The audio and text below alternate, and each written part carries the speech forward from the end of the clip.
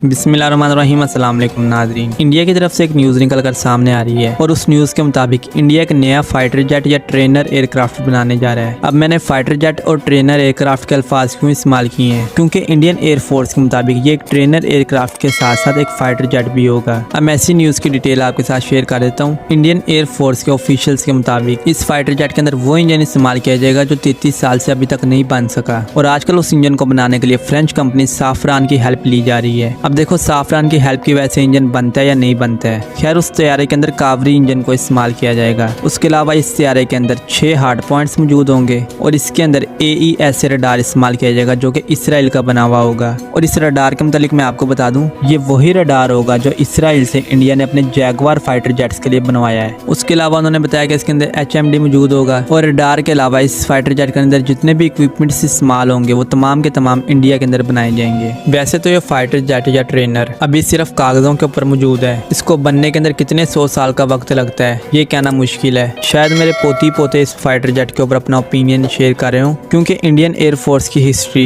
यही बताती है कि ये जिस प्रोजेक्ट को हाथ डालते हैं वो कभी भी अपने टाइम के ऊपर पूरा नहीं होता। तो खैर इंडियन एयरफोर्स के मुताबिक इस सियारे का पहला प्रोटोटाइप 2027 के अंदर अपनी पहली परवाज करेगा और 2029 तक ये इंडियन एयरफोर्स के अंदर शामिल हो जाएगा। और इंडियंस के क्लेम के मुताबिक इस फाइटर जेट को या इस ट्रेनर एयरक्राफ्ट को अफ्रीकन कंट्रीज को सेल किया जाएगा एज अ फाइटर जेट और इस फाइटर जेट के कम से कम 500 यूनिट्स बनाए जाएंगे और उन तमाम यूनिट्स का यही काम होगा कि जहां पर टॉयलेट मौजूद नहीं होगा ये तैयारे वहां पर टॉयलेट्स को पहुंचाएंगे। अब अक्सर लोग कहेंगे कि ये आपने टॉयलेट की बात इसके अंदर क्यों कर दी, तो भाई 500 यूनिट बनाकर आपने खुद इस्तेमाल करने हैं, दुनिया को बेचने हैं, इस बात की मुझे समझ नहीं आ रही। पहली बात तो ये है कि आप लोग इस फाइटर जेट को बना लें फिर इसको बेचने की बात करें, क्योंकि तेजूलाल अभी सफ़ों पर ही मौजूद था तो आपने उसको बेचने की बात करना शुरू कर दी और इसी बात से तेजूलाल नाराज हो गए और उन्होंने बनने से इनकार कर दिया और उनको मनाते मनाते आपके 33 साल लग गए और अब ये फाइटर जेट अभी तक सिर्फ और सिर्फ कागजों पर मौजूद है और आपने इसको अफ्रीकन कंट्रीज को बेचना भी शुरू कर दिया है। तो कहीं ये भी ना नाराज हो जाएं और आप लोग ये बात करेंगे 2027 के अंदर ये अपनी पहली परवाज करेगा और 2029 के अंदर ये इंडियन एयरफोर्स में शामिल होगा। उस वक्त पर कौन सा ऐसा मुल्क होगा जो कि इस फाइटर जेट को खरीदेगा, क्योंकि दुनिया बहुत आगे जा रही है। उस वक्त इस फाइटर जेट का काम सिर्फ और सिर्फ ट्रेनिंग देना ही हो सकता है। एज अ फाइटर जेट इसको कोई भी नहीं खरीदेगा। अब मैं बार बार फाइटर जेट बोलने पे इसलिए मजबूर हूँ क्योंकि इंडियंस इसको फाइटर जेट शो कर रहे हैं। खैर जो न्यूज़ थी वो मैंने आपके साथ शेयर कर दी है। एज अ डिफेंस एनालाइजर ये मेरी ड्यूटी है कि मैं आपको तमाम डिफेंस की न्यूज़ प्रोवाइड करूँ और इससे ज़्यादा टाइम ऐसी फुद्दू कंट्री के चूतिया फाइटर जेट को नहीं दे सकता, क्योंकि ये आप भी जानते हैं कि इस फाइटर जेट को बनने में कितने 100 साल लगेंगे और ये मैं भी जानता हूँ। और एंड पर कहीं की ईंट कहीं का रोड़ा, भानुमती ने कुनबा जोड़ा, तो यहाँ वहाँ के पुर्जे इकट्ठे कर इंडिया ने फाइटर जेट बनाना और उसके ऊपर मेड इन इंडिया की स्टैंप लगा देनी है और दुनिया के आगे चीखे मारने के देखो इंडिया ने अपना एक और फाइटर जेट बना लिया। और इनकी न्यूज़ देते रहते मेरी अपनी दिमाग की दही हो जाती है, क्योंकि इनके लिए अल्फाज का चुनाव मुझे बहुत मुश्किल हो जाता है, क्योंकि ऐसे मुल्क के लिए मेरे मुंह से वही सब कुछ निकलता है जो इनके लिए होना चाहिए। लेकिन ये सोचकर मुझे खामोश होना पड़ता है कि मेरी वीडियोस अक्सर फैमिलीज भी देखती हैं, वरना मैं इनको इनकी वो गंगा मैया याद कराऊं कि ये गोबर खाना भूल जाएं। खैर ये थी एक घटिया कंट्री की तरफ से घटिया न्यूज़ वाली वीडियो जो मजबूरन मुझे आपके साथ शेयर करनी पड़ रही है। इस वीडियो पर मैं लाइक और सब्सक्राइब करने वाला नहीं हूँ। तो मुलाकात होगी अगली वीडियो के अंदर, तब तक के लिए अल्लाह हाफिज़।